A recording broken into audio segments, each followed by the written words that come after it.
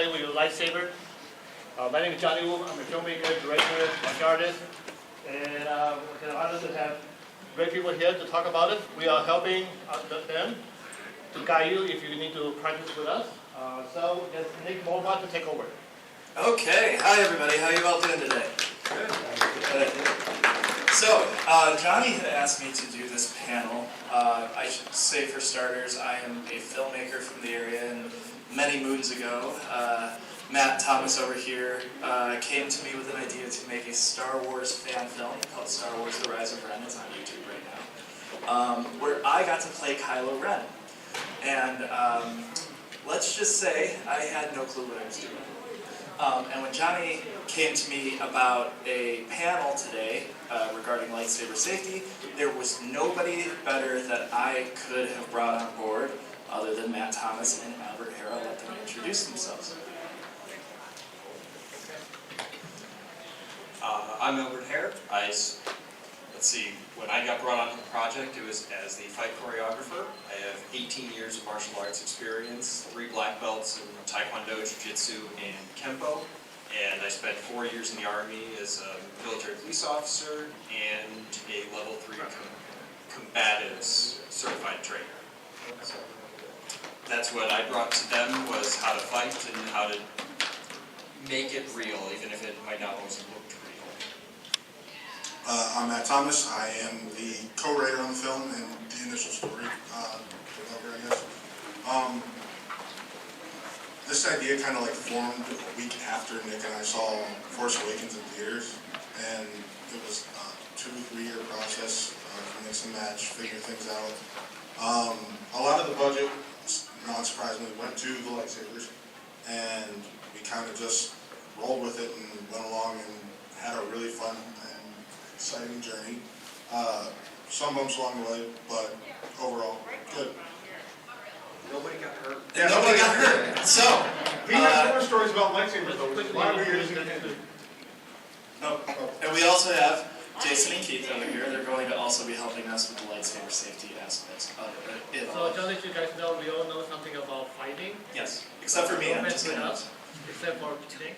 So there's a couple different things when it comes to any kind of fighting that I ran into. So there's anything from attacks need to be at a person. Nobody actually swings a sword or tries to fight each other by swinging at the blade that's in the middle of the air. So if you all get the idea from, oh, I picked up a stick and started fighting, so you start swinging and you're like, I always saw them blocking everything, and that's what we're going to do. So they're swinging and they're fighting out here. Doesn't actually happen. So selling a fight in any kind of movie or anything always goes to your blocking and your fighting closer to someone. So strikes need to actually be directed at someone. You guys cause a trouble? We're gonna be the background player. Okay, that When you works. talk, we do that when you do. Out in front of you, everybody's just kind of swinging in the air. They're a little nervous with the idea that they might get hit. So that's a great place to start. When you actually start moving forward, it's a strike goes towards somebody's body. The start is something like going towards a shoulder and actually blocking in front of you, but keeping it away from you. So, moving on from that, there's also, everything can be close. You can have a close fight. You don't need to move a ton in order to have a block. The block can cross the body. You don't need to sit there and get the motions that are all these swirling and spinning everything in order for every block. You can do small blocks.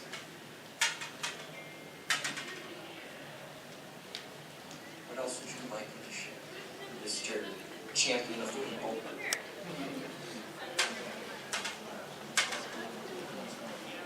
Okay. So, with that, there was also things that came to how do you prepare and how do you stay safe when you're actually working with someone. So a huge key to that, and something you learn from martial arts and from actually fighting, is that eyes tell a story. So you can see where someone's going to strike by where they're going to look at you. So they're going to look at a spot, they're going to swing there, they're going to kick, punch, whatever. So whenever you're actually working with someone and trying to film a scene, making sure that you are looking into their eyes, because then they know what's coming, they can prepare for it just out of a reaction. The other thing you can do is selling an injury. So getting hit sucks. I have experience in that. After my senior year of high school, I got smacked in the face by a lightsaber that was thrown at me, got 6 stitches. I also tried to be fun and smacked myself in the face. It's crazy how that happened. It's crazy. So I split open the top of my eyelid. But don't do that. I should also say that's not safe. Selling an injury is a completely different aspect. So getting hit with something that doesn't have substance is kind of the way a Star Wars movie works. These don't actually have a physical rod, or it's not a stick, it's not an actual sword. So you're getting hit with something and you have to over-exaggerate a little bit just to kind of sell that you were hit. It does hurt, it's a hot object. No, we're just pretending. Oh, okay, of course. We're waiting for what you say, then we're going to try to make it happen. Oh, gotcha. So, making sure that when you're trying to sell some kind of injury, that you exaggerate just enough, but aren't the bad movie person that's, screaming and crying for absolutely no reason, that you're showing where the injury is, but not covering up the fact that you were injured. And then, I talked to a couple of people before, but a lot of it comes into stage fighting combat. One of the keys to that, as I already stated, was eye contact. You're always checking to make sure the person is ready with you before you actually start the scene. Thank you, Albert. So another thing when it comes to stage or lightsaber fighting that we learned is costumes and locations play a key role.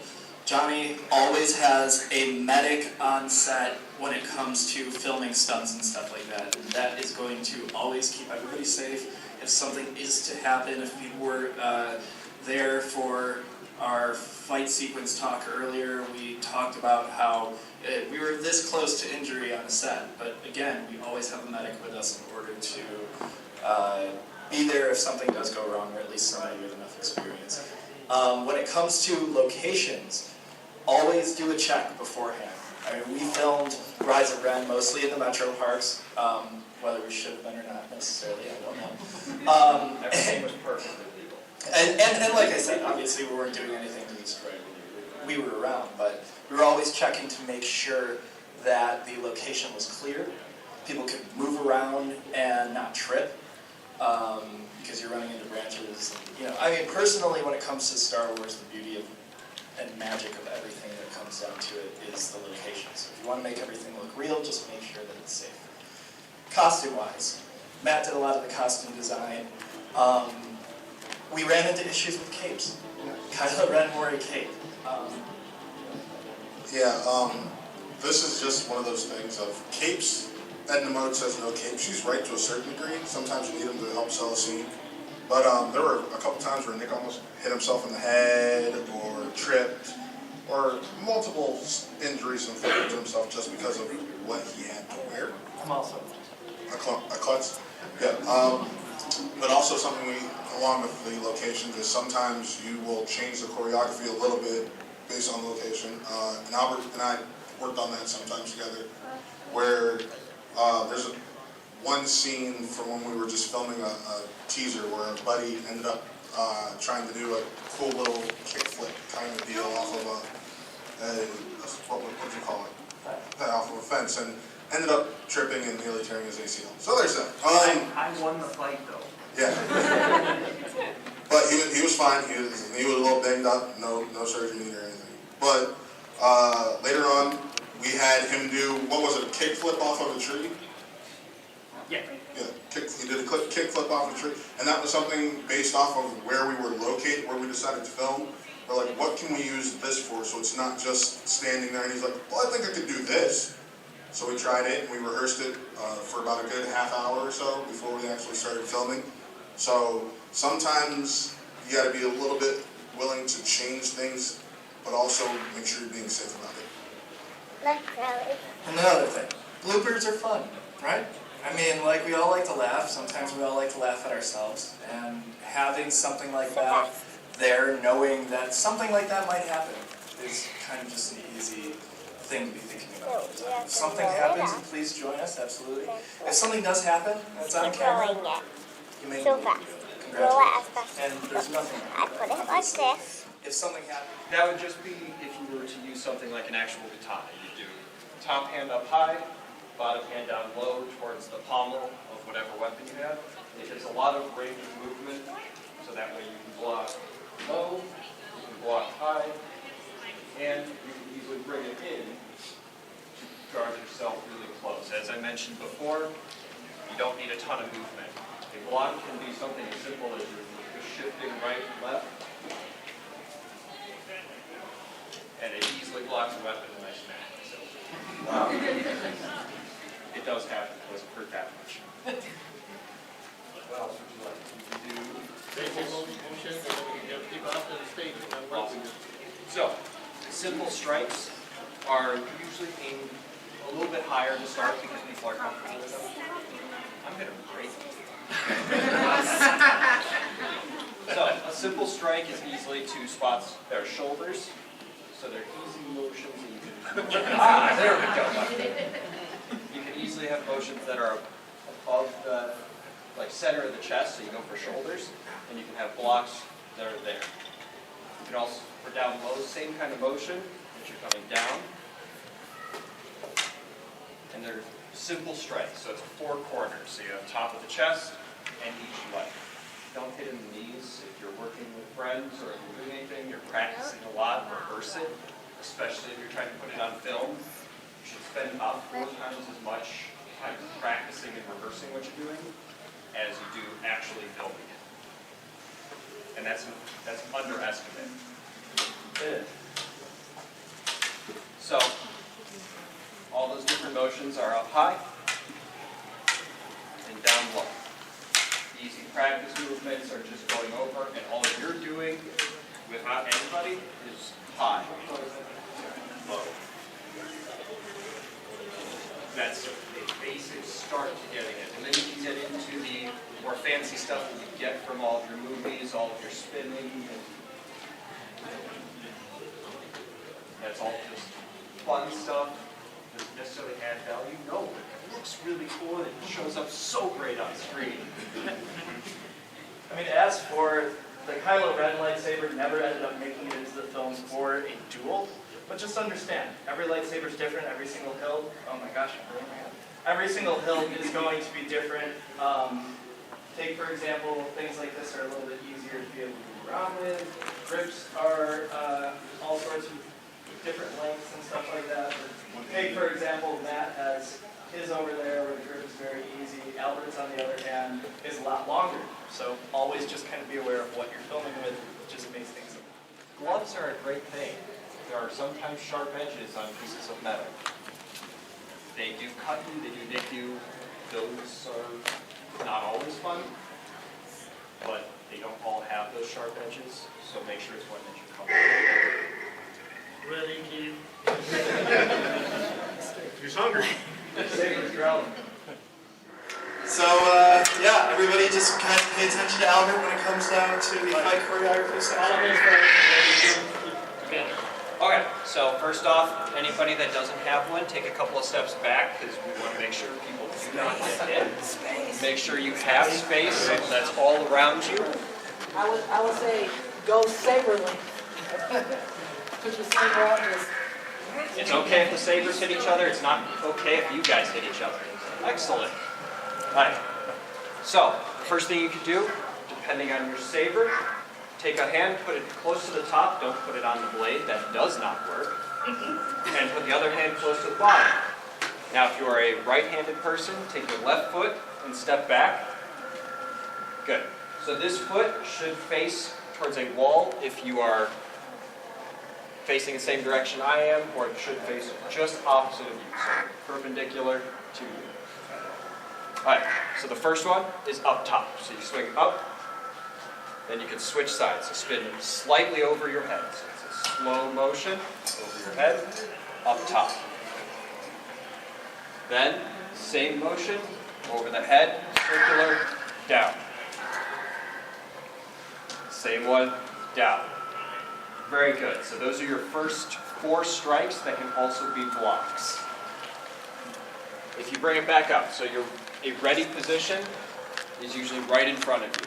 So it's the actual weapon, you have it in front of you, showing somebody else that you're actually ready to fight. Another block.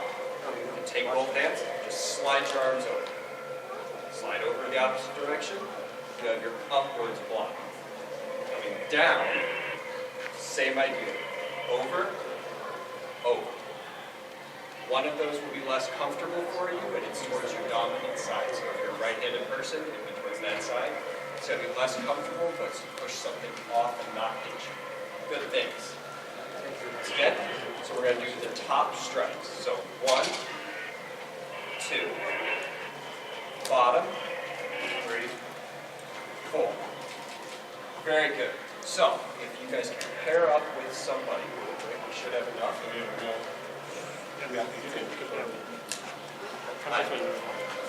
So we're going to take make sure your steps back for people, so you don't want people back. And you guys are separated to make sure that you didn't hit each other. Now do the same thing again. So up top, up,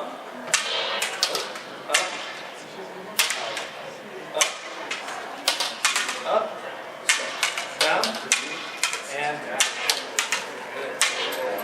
Try it again. Up, up, down, and down. Good. You're getting the hang of it. Up,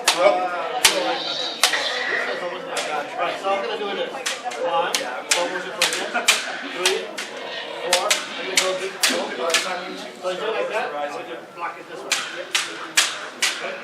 So then you can turn around. No, not that one. Thank God my hand was on. Did I break it? No, you're good. Go very slow. So here. I don't have enough money in life. All right, so you block him over you, right? I'm gonna do it. So this way.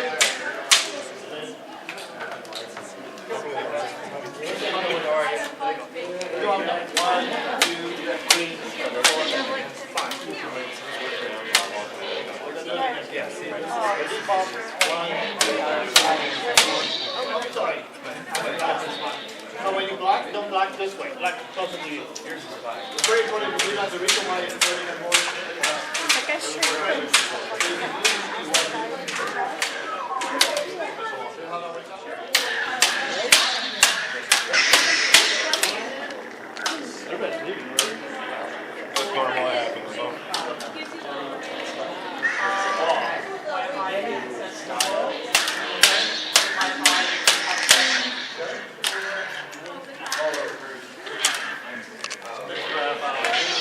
Keith, do I have a session with this young lady here? Okay, you're in session.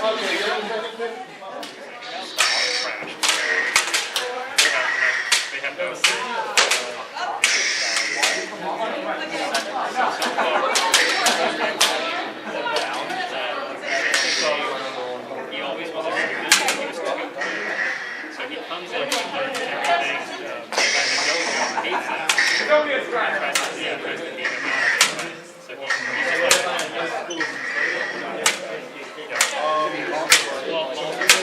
so that's what we were thinking. Like would be hilarious if Charles was like, I like to just like Saber. So like I remember maybe years all you do is walk in, just like you got you're like, what? Same idea. Both sides, just past you. Just past. Because I do like how it's See, that's what